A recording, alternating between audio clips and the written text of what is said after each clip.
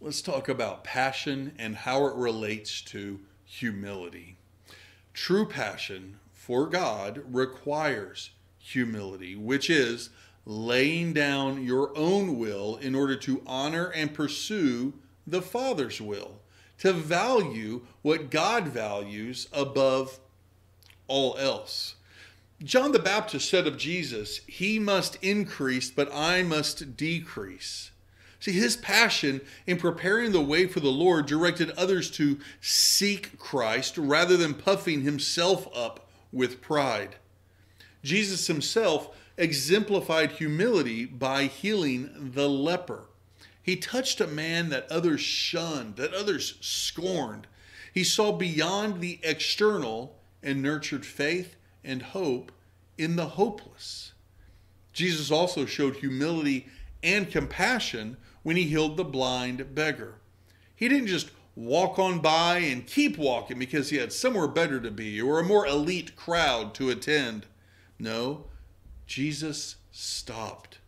He called the blind beggar to him and asked him, "What do you want?" Challenging the man to be vulnerable.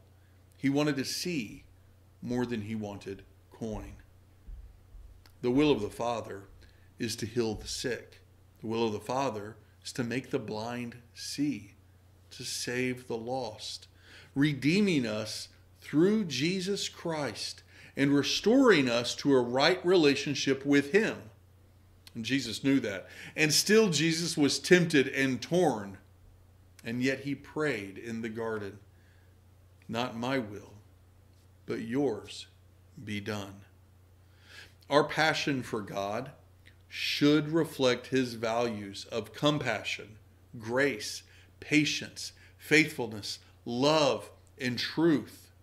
Humility allows us to serve others out of God's love for them, setting our will in the proper place below God's will.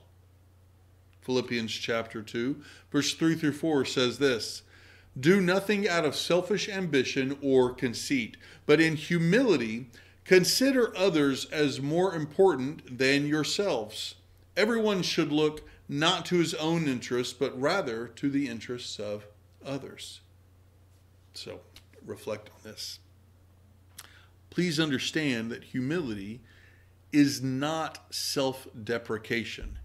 It is, however, laying down your will to uphold and pursue God's values first and foremost, and then searching for ways to share the heart of God with others, not to your glory, but to his glory.